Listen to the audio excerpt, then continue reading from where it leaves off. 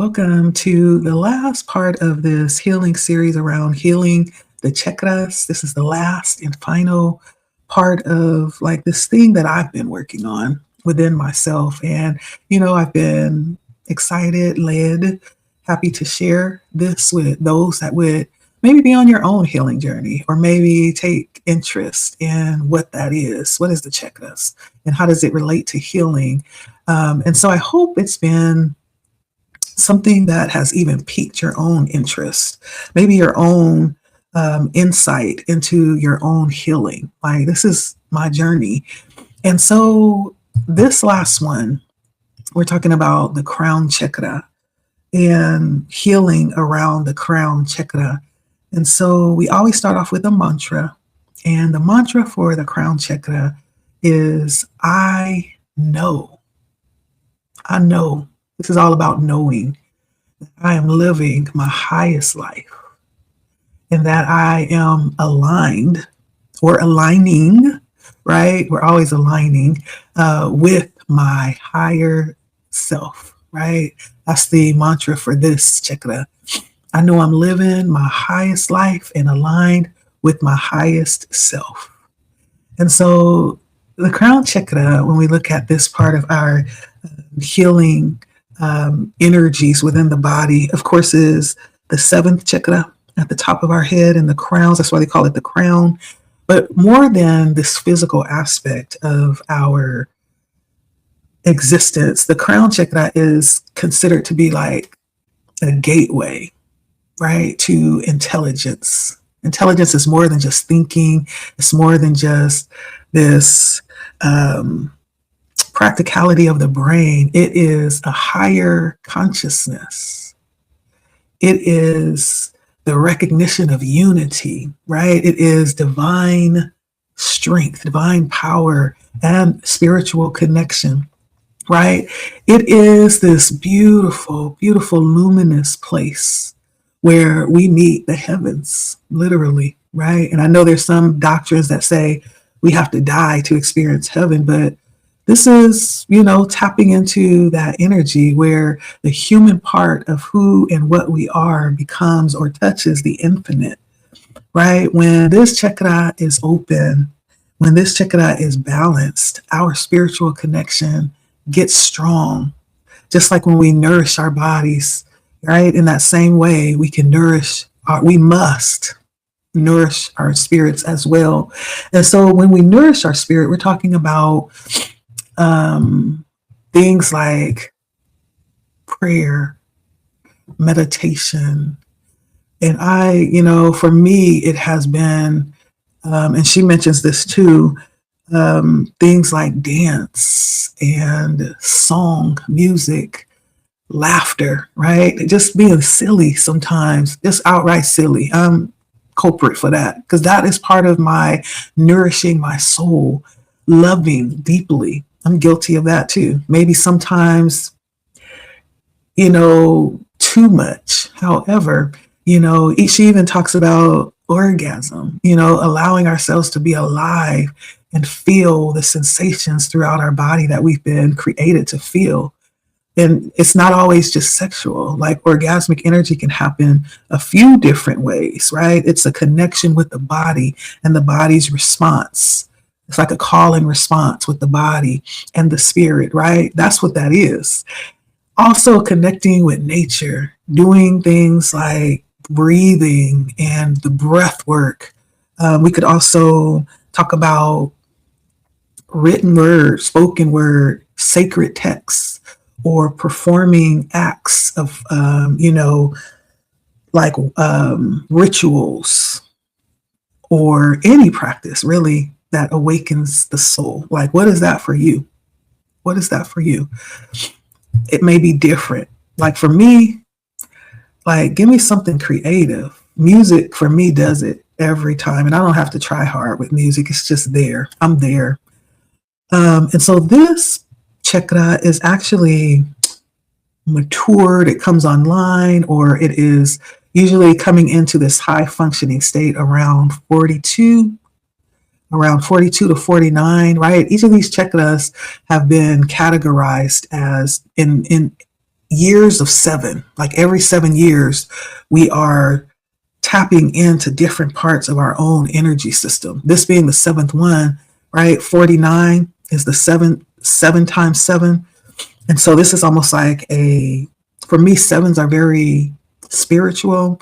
They're very significant. And so for me, this is like saying, this is the ultimate, this is a major threshold that we're meeting or arriving at.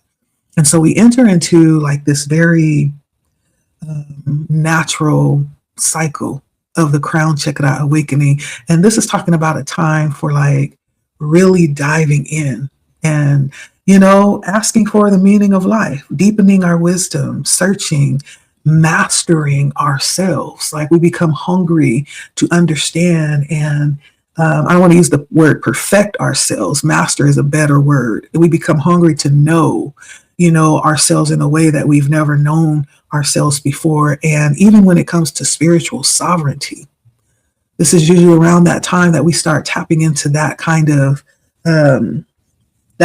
energy, that kind of desire and cravings when it comes to living life. And by then, like we're not even, wanting to really rely on anybody else to guide us or to connect us to the divine. It's been really difficult, but it becomes a part of our lives when we're talking about the crown chakra.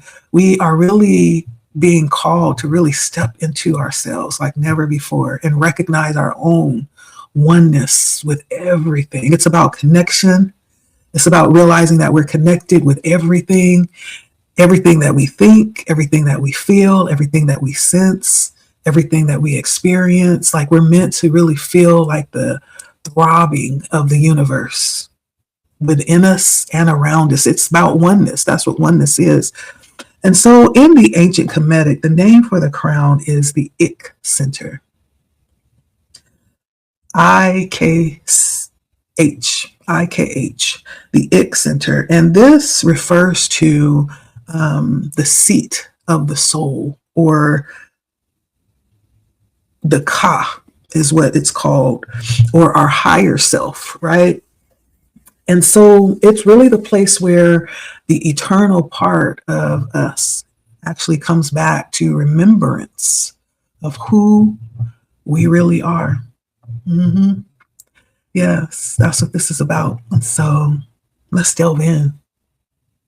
Some things that we could notice, like if you wanted to see what that looks like when you talk about an awakened, in awakened crown chakra, you'll begin to see beyond like the ego, right? And beyond limitations as well. You begin to see beyond who you are in this body, in this life, right? We talk about the ego that was developed down in the third chakra, the solar plexus chakra. And so imagine just where that develops to once it gets to the top. This is along the way of healing ourselves as we move from the lower chakras to the upper chakras of becoming whole and one, right? This is the ultimate, the sealing of that. That's kind of like how I see it.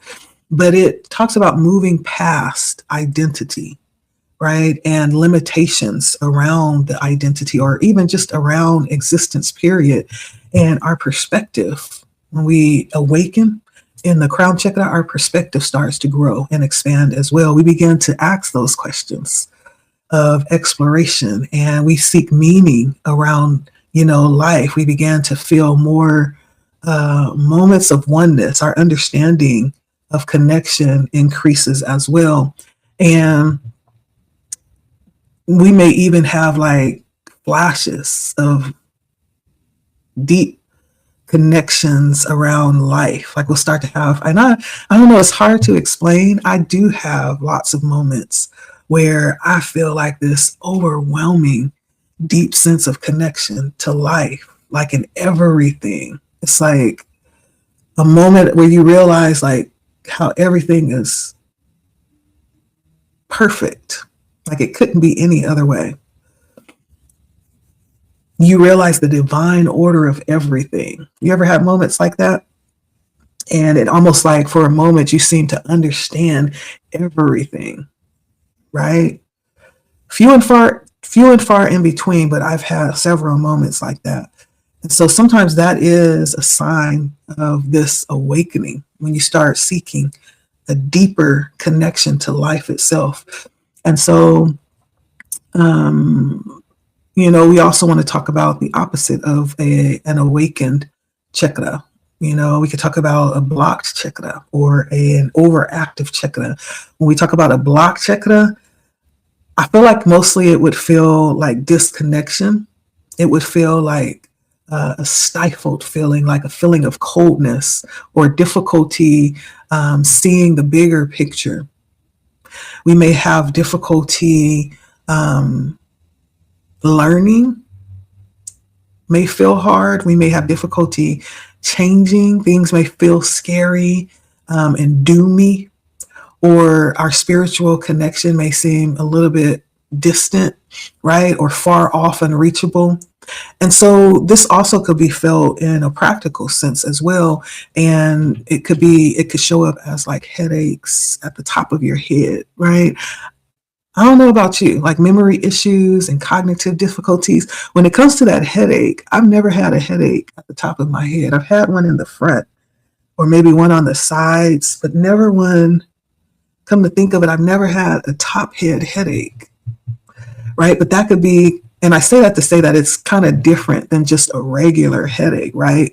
You'll actually have it at the very crown of your head up here. This might be a sign. It could be, doesn't have to be a sign of a blocked chakra. But you will also, maybe in extreme cases, you might delve into a bit of a spiritual crisis as well. Moments when old beliefs, fall away before that new understanding forms. It's like being in the void between the two. That might be where you struggle in this area. And that might be viewed as kind of like a blocked crown chakra, right? And so it's very interesting. And because we're talking about things like thought, this is really something that you can really look and determine for yourself, because only you know you.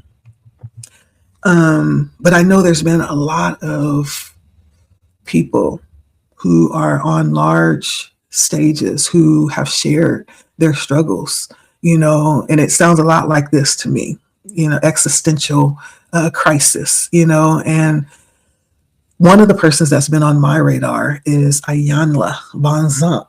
That's how she likes for you to pronounce her name. And I just feel a drawing to her at this point in my life. But she's talked, and I've learned, as I've delved into getting to know who she is as a person. She's struggled. She's had some difficult moments, and she talked a lot about her process. And I love the fact that she's really honest. Because sometimes you look at people and it don't really look like they really been through anything, or they don't share a lot. But for those that are open, like I appreciate it, because sometimes we don't want to open up because we're afraid of being judged, but we don't realize how many people, even if they never even say it, are helped in some type of way by being honest and open, sometimes about our experiences or our struggles. And so it just is, it's pretty interesting to see how sometimes we find people that have arrived. I think Ayanla Bonzant, she has arrived, or she's close to it. And I just like her. I like her style. I like her bluntness, her honestness, and I like her passion and her ability to love and help people. Unless you love people, you couldn't do what she do, right? You just can't. You have to have a love for people to be able to do that. Another person that comes up for me is Mother Teresa, who has also given certain testimonies of having like times where she doubted, times where she was fearful of losing her connection with spirit, with her higher source, and so just like, It's not a big deal. It might be a phase that leads us to a deeper level of understanding life, right? But in order to heal that, right, it comes through expanding our mind and being open to expand our spirit, learning new things, challenging our thought patterns, exploring new experiences, questioning beliefs. Why do you believe what you believe? Is it just because that's the way it's always been? And we were told that there's no other way? Is that why you believe what you believe? Or is it because you've had an experience and that experience has taught you that this is it for you, right? It has proven to work. Is that why you believe? Or is it because someone else said it, right? But questioning our beliefs. This is what it means to heal. Opposite of that would be a overactive chakra, which is opposite of a blocked chakra.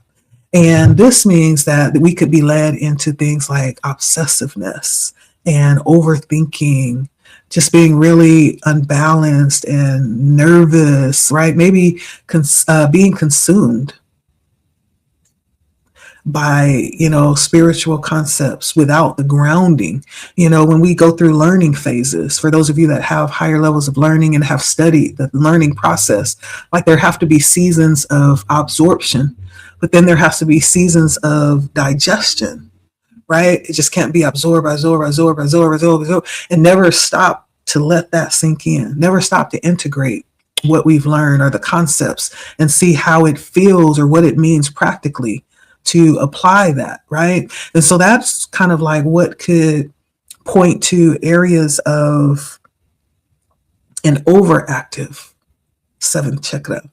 And this too, I know a lot of these symptoms as I'm reading them kind of mesh together. This too could talk about having headaches or nervous issues, neurological symptoms,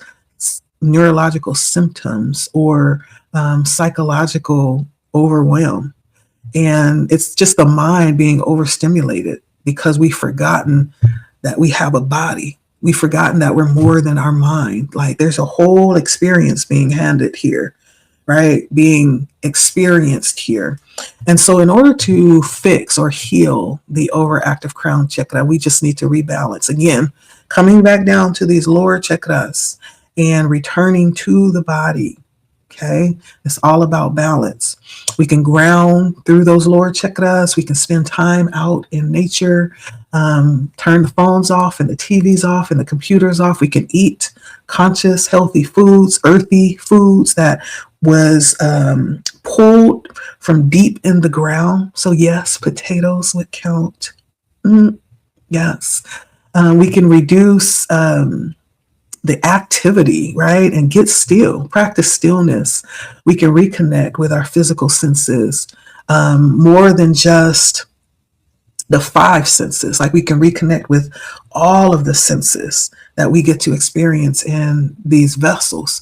And then we can also seek help, therapeutic support. And we can do that in many different ways, right? This brings our mind back to harmony with the body and the spirit. Okay. And so that was just a little bit as we delve into the crown chakra. And so, as you know, I always like to delve into the questions as well. I didn't answer them before. I wanted to really kind of be open and honest and not prepare, right? I just wanted to really allow it to flow out at the moment, kind of allow spirit to lead me through a couple of these answers. I'm only going to answer a couple of them because I feel like this is more about the information and then the application, the use of the information. So the first question says, I am spiritually, or am I, is asking, am I spiritually connected to the divine or the most high or God or source or whatever you call your higher power? Am I spiritually connected? Oh, listen, I'm gonna try not to go too theologically deep, y'all. I'm not that deep. I can be, but I won't be. But I do feel like I am. Absolutely no. I don't feel. I know I'm connected without a shadow of a doubt.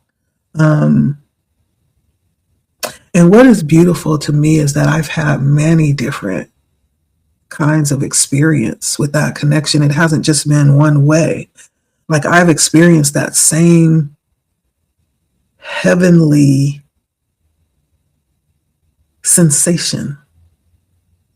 When I was in church, I've had that connection and that experience. And, through meditation, I've had that experience. I've even had that experience, like just doing practical things, not even trying to have it. I have been abducted into that experience, even without my conscious, even without me consciously agreeing to it. I found myself in that experience of being one, experiencing oneness between my body, my spirit, and my mind.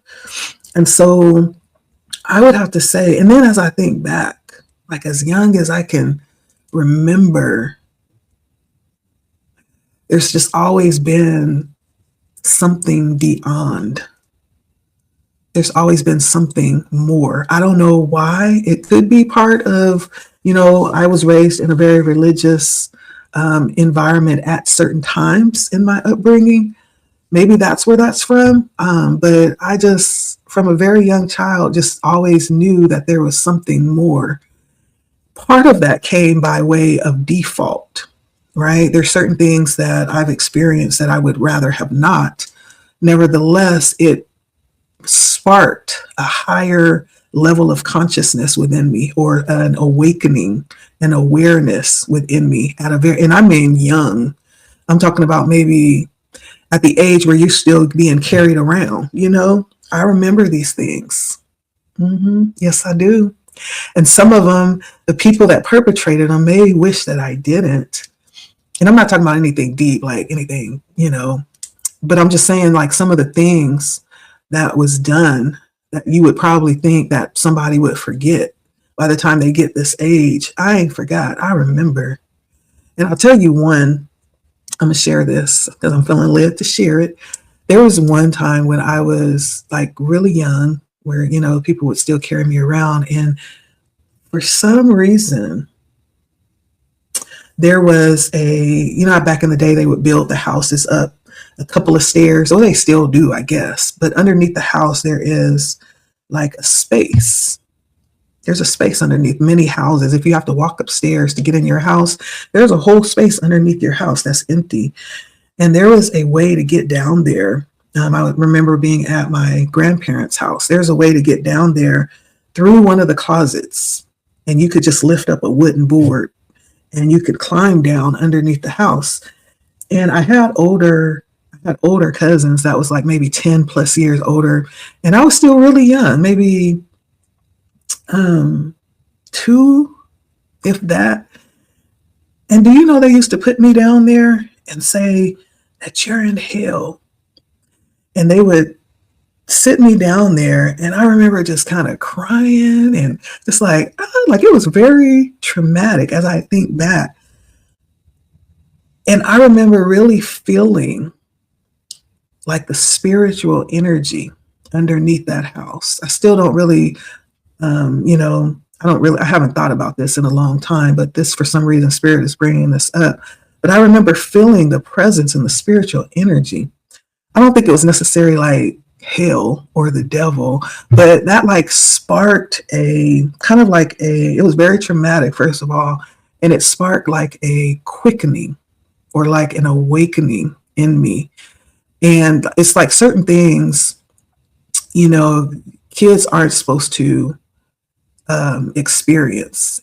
And one of the things that really just tans my hide is when people scare kids. They'll put on the masks.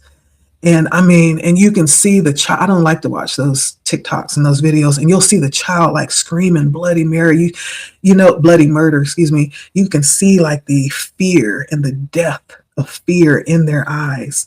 And they're like curdling and screaming and everybody's laughing. Like, what is funny about that? There's nothing, because you are scarring that child for life. Like, that's traumatic. Why would you do that? That turns my stomach when I see those videos and how people get a joy out of traumatizing. That's trauma, and it's abuse is what it is. I can't stand those videos. But anyway, back to my experience, they would put me down there and say that I was in hell. And so I had to have some kind of level of consciousness, right? I was young, but I was smart. And I would scream, and I would scream so loud, like my scream, I'm sure, echoed through the house, because they would hurry up and pick me out of there and put the board back on the floor and act like they weren't doing anything. Because my grandmother would come back there and she would be like, "What are you guys doing in here?" And they would act like wasn't nothing going on after they done scared the bloody you know what out of me. So just stuff like that. But ever since that moment, like, that awakened, that quickened something in me. And, I just always have felt and had these like out of body experiences, and just the knowing that there is something greater than the experience itself, the connection of something beyond myself. And so, yeah, I would definitely say that I have a connection with spirit. And even as I look back, and I am just amazed. Listen, I am amazed at the level of protection that I have had over my life. I'm at a loss for words. And that is why when I put my mind to do something, like, I give it 110%. I put all my heart into it, and my foot and my hand and my elbow. I'm putting the ear in there. Like, I'm giving my all and some more. It's kind of because of the level of connection that I've had through life. Like, I don't know how to do anything else, because that's all I've received. And so when I ask, am I spiritually connected? And this isn't about, religion and, me waking up every day and praying for 30 minutes and going to all of the, different programs they have, every day of the week. Did that, got the t-shirt for it. That was beautiful. I think that lent to who I am today. But this is more than that. That was a part of it. And that was amazing. That was very grounding and stabilizing and protective, right? That was everything that I needed at that point in my life. But I've had so many different experiences that has connected me in so many different ways and gave me a higher sense of being when it comes to existence. And so I just feel like I have no doubt about it. Is it a struggle sometimes? Yeah. Because some of the stuff in here is me. But I know I'm connected, and I know I'm living my highest life. And I am so connected to my higher self. I know that without a shadow of a doubt. And so I guess I can say that all those struggles, they're worth it. And I'm still being pushed to open up more and to connect more. And so, yeah, I'm spiritually connected to my higher source. Yeah. From the inside out. Let me see here.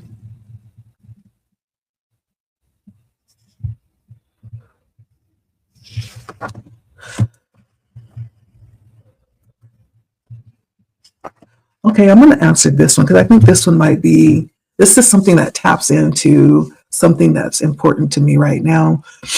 So this one asks, what can I do to feed and develop my spirit? To feed and develop that acknowledgement of the energy beyond the physical vessel. And so one of the things that I now find very interesting is that I have come to want, I guess, to push the limits in certain ways. especially when it comes to the practical things that we normally use to connect, like prayer, like meditation, like, certain rituals that has been handed down and stamped as this only way to get to, our higher power. I tend to be the one that's going to challenge the common belief. It's like,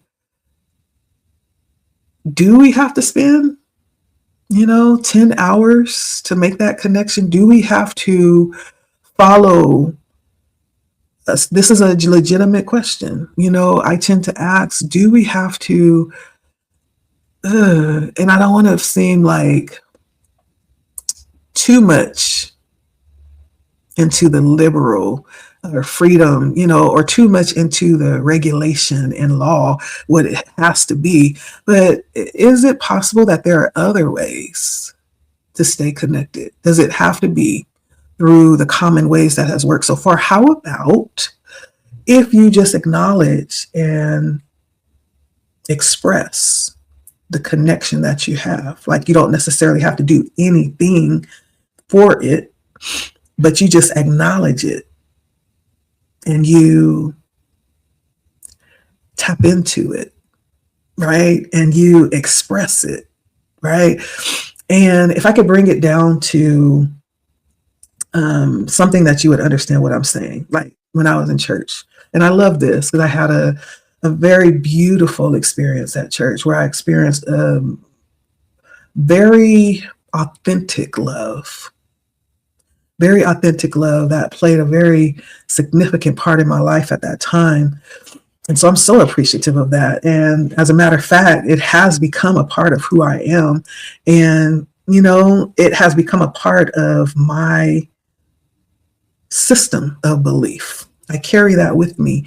And the person who was responsible partly in following their calling was a pastor that I had. And he just had these little sayings that will never depart from me. That is a part of who I am. I have had that experience where I internalized and integrated those things, some of the things that I chose to. And he used to have a saying, and he would say about, what did he say? Like something simple like, there's arguments about which day we should go and worship, what day to go to church, And he would say things like, well, it doesn't matter it doesn't matter which day you keep holy. Some think it's Saturday, some think it's Sunday, but it really doesn't matter if you keep every day holy. It don't matter, right? It doesn't even matter. Good point. There was also another saying about, okay, you don't have to, it's not necessarily that I am religious in prayer. I am a walking prayer. Even as I'm walking, I'm praying and I'm talking to God, and I am, counseling, receiving counsel or asking questions and getting understanding. Like, my life is a prayer because as I'm walking, I am praying.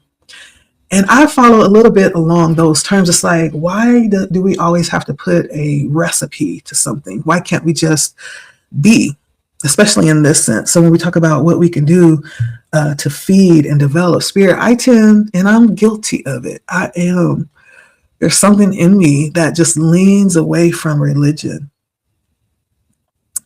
And when I say religion, I don't mean the spiritual practice. I mean the repetition of doing. Or what's coming to my mind right now, the Hail Mary. It's like when you're in you have to do a certain amount of Hail Marys to be forgiven in the Catholic Church. But having this sense of duty. So when I say religion, I don't mean the belief, any certain belief or denomination. I'm just saying the mindset of what that means, because it says that we have to earn. Even though we're at the same time saying we don't have to earn, our actions are saying we do have to earn. And so I don't know. Does that make sense? Am I going too deep? I just move away from the sense of feeling like it has to happen a certain way. So what do I do to feed and to keep my connection with spirit? It's like very enjoyable, practical things. And I turn it into and experience with spirit. Like even something as practical as growing my plants. Like it has become this very spiritual thing. I'm the keeper of these vessels of life, you know. I'm responsible, and I've turned it into like this moment of meditation where I pour into feeding something and growing something. In many ways, it reminds me of my experience living this life. When I get to the point where I realize, oh, you're getting too big. It's time to move you out of this small container into something bigger so that you can grow and expand. And, you know, it reminds me of my experience. And so for me, it doesn't necessarily mean I have to pray in order to be religious, you know, or to consider myself a believer. I don't feel like I have to necessarily spend a certain amount of time. And I struggle with this, even though I love it. It takes me there every time. My sense of downtime and meditation is usually spent doing something. That's my struggle, y'all. Sitting still, and, you know, it is my struggle right now. And so I have to implement other ways to tap into that. I'm going to work on it, though. That's going to be my goal for 26. It's going to be moving up in the area of the disciplines, right, of what needs to be right now. I'm committing to that this year. But at the same time, there's that part of me that leans back from it, too, because I don't want to make it something that turns into, you know, a restriction. We're trying to get out of that and to be open. And so I just see that very different when I tap into how I want to feed my experience. I want to approach it differently. You know, I want to approach it in a way that, you know, maybe even hasn't been explored yet. There's probably very few things that haven't, but, you know, I just believe in finding out. And if it doesn't work, okay, let's go back and readdress it and see what else we can try. You know, I just believe, and that's what we're talking about, the crown chakra, which is expansive, it's unrestricted, it is open, you know. And so there's many different ways, you know, even when we talk about meditating, like you can meditate by praying, you know, having your head down in a prayer posture. You can meditate by having your spirit wide open and having your heart bent up and your head open and wide, right?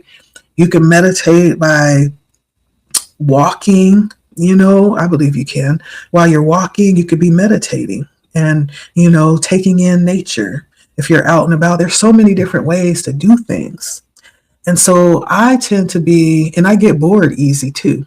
And so I tend to need like a plethora of things. Like even when I go to exercise, there ain't no way I'm going to stay, you know,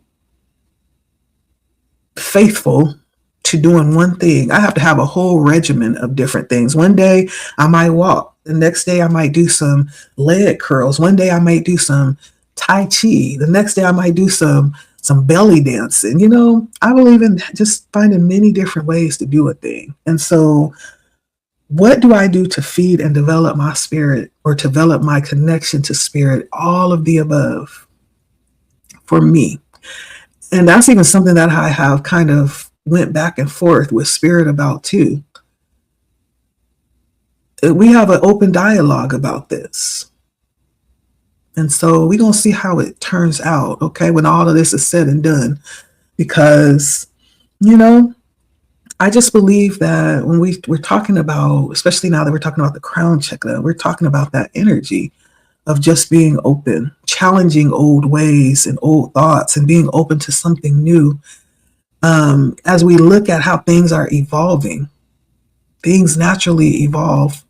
Back in the day, we had to, I don't know if many of y'all remember AOL. Y'all remember AOL? When we first got the internet, we had to sit there and do the dial-up, right? Don't tell me y'all don't remember that. Where my older folks at? And that little man would go running across the screen while we waiting for it to connect. Can you imagine having that nowadays? You know we're not sitting around waiting for none of that.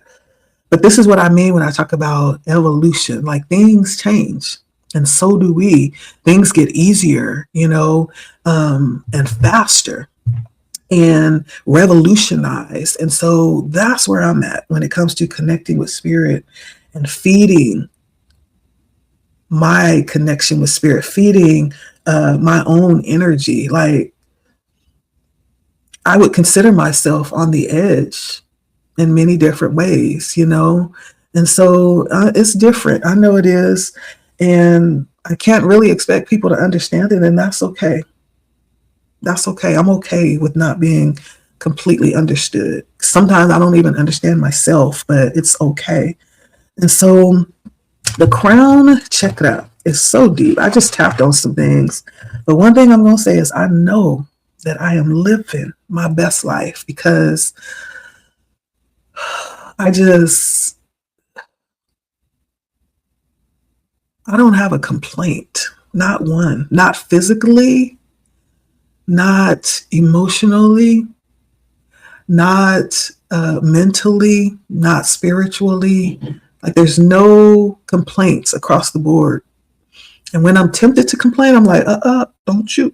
You could be honest, but we're not complaining because we really don't have anything to complain about. I know that I'm living my best life because, listen, it wasn't that long ago that, listen, so you can't tell me no different. And I know that I am in tune and aligning with my higher self. Yeah, I'm just enjoying life.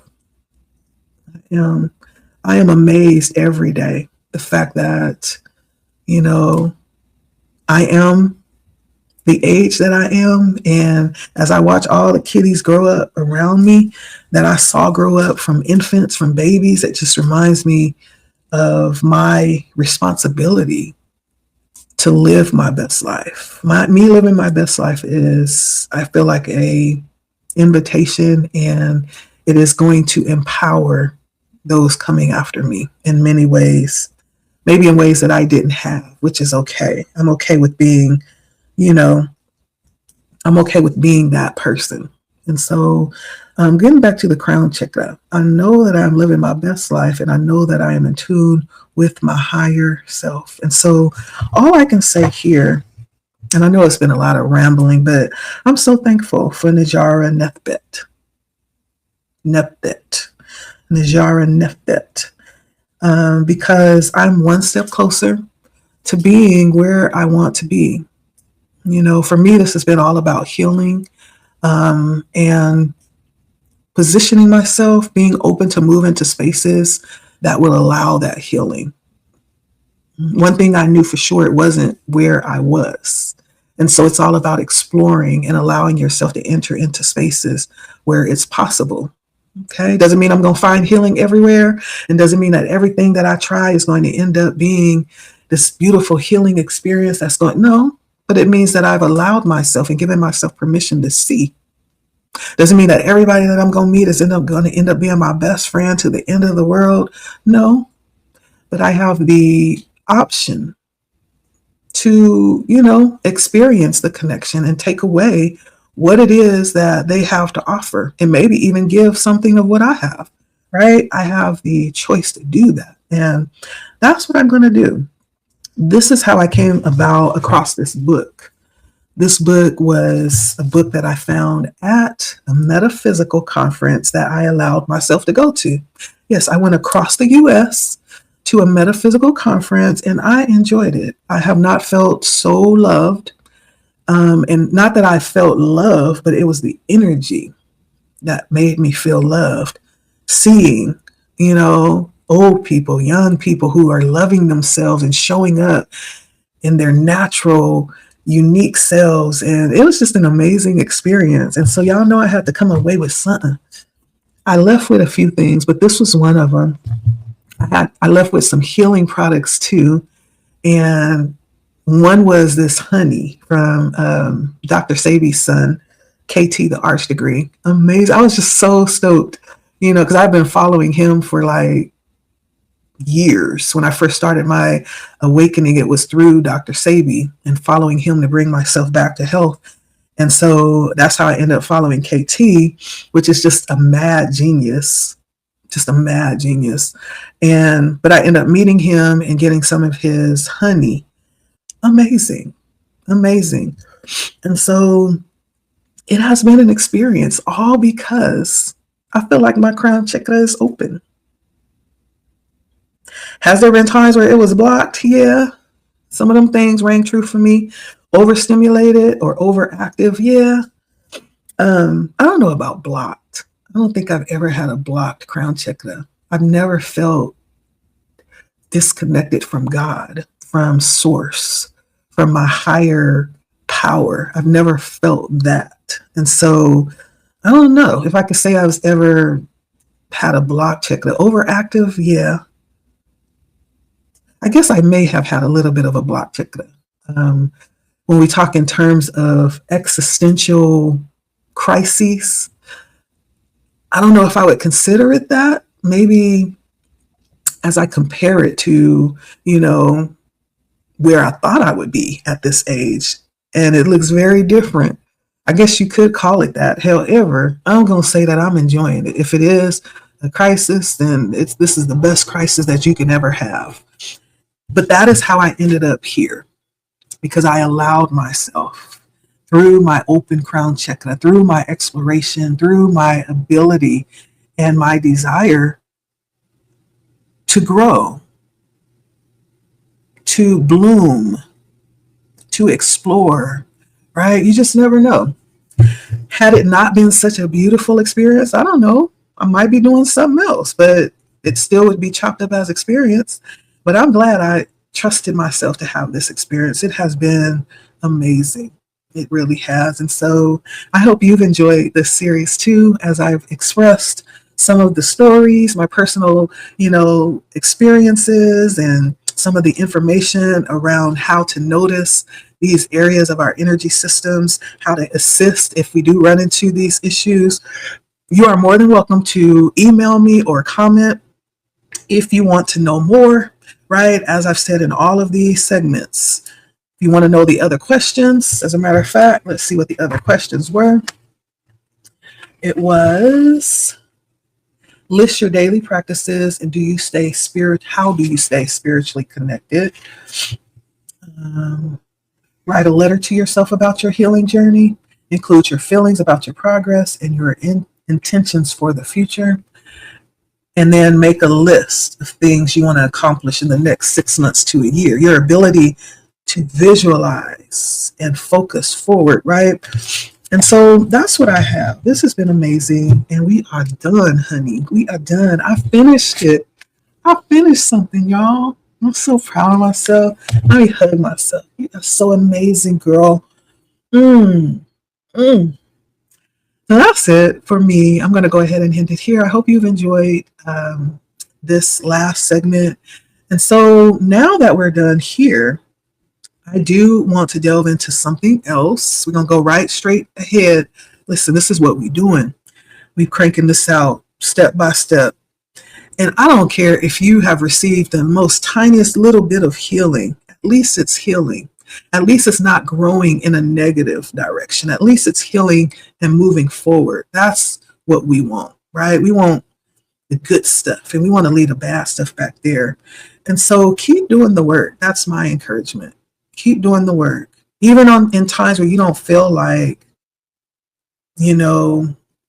you have received what you thought it was, right? Keep doing the work. You are worth it. I'm going to say that. And so whatever regimen you find, whatever modality aligns for you, do that and do it well.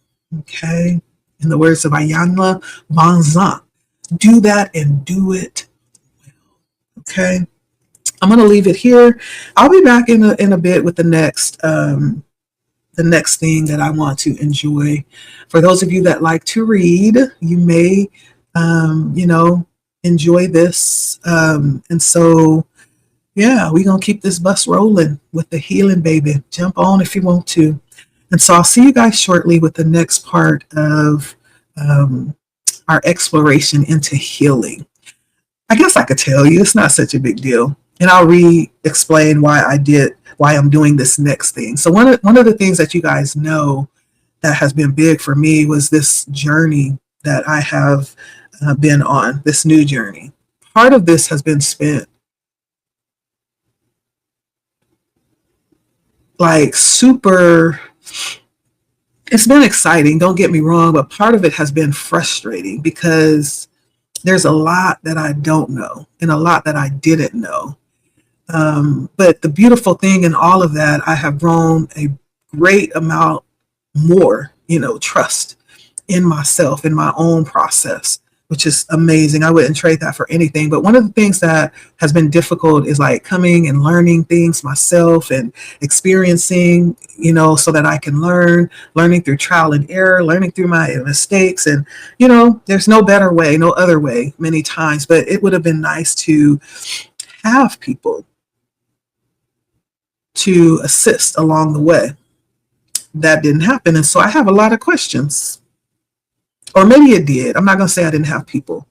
I did, and I do. And I'm so grateful. I'll be dabbling here and there too. I'll be like, okay, what you got? And get a little bit of this. It's like a candy store, And so everybody does it different. Everybody has their own little flavor. And that's what I like. That's what I like. Everybody is showing up. It was kind of like when going to that metaphysical conference, like everybody is showing up in their best self, in their authentic self. And it's so beautiful because it's something that shines out past the ego, right? It shines out past that. And I've really enjoyed that. But one of the things that I have asked about, one of the things that I wanted to learn about was about spiritual hygiene. And I was like, what is this? What are you talking about, spiritual hygiene? Talking about these different areas of spirituality that is necessary to make it work, or it's necessary to thrive or to survive even. And so I was like, what is this? I've heard so many different things about spiritual hygiene. And Ayanla Van Zant, she came out with a book recently about spiritual hygiene. And I was like, look, like, oh my God, I'm so juiced. And so I've already delved into it a little bit, but I want to go through and talk about that. Many of you guys know, if you've been following, I bring people on, just to get perspectives on different things, to have them share about their journeys. Like I've had some amazing, amazing people, and I'm so appreciative. I wish nothing but love and prosperity and abundance for everybody that has come and sat beside me and discussed spirituality with me. But that's the reason, is to get my questions answered and to create maybe even something that might be helpful for somebody else. I know the areas that I struggle with. And so if I can help somebody else, then so be it. But that was one of the major, major things that has really been pricking my heart, has been about spiritual hygiene and the importance of it. Why is it necessary? In what ways does it function and assist and help? Right. And so she comes out with a book. And so I am so juiced about this. That's what's coming next. We're going to delve into the book world, y'all. And if you want to go grab it so you can follow along, that's cool too. Let me know. Okay. So that's what's coming up next. I'm so excited. Thank you guys for stopping by. I'm going to go ahead and log off and start putting this together so that I can share it, so we can jump to the next part of, what's coming. You got to keep it going. Right. Ain't no stopping now. We come too far. And so thank you guys for stopping by and, paying homage, sharing your energy, all of that, the likes, even though it's few. Thank you. I appreciate it. Okay. Even if it's just one, that's okay too. I appreciate it. That one. Okay. Let's see. I think that's it. My name is Leticia. It has been a pleasure visiting each of the chakras as we are tapping into revitalizing the energy center. Okay. A healing journey. That's what it is too. It's a journey, meaning to the day we die, we're going to be healing something. Okay. And it's a pleasure to even realize that you have access to do that. That's the beautiful thing about it. There's ways to do that. And so that's what this is about. And I will see you guys next time. Thank you. Thank you. Thank you. And signing off. Good night.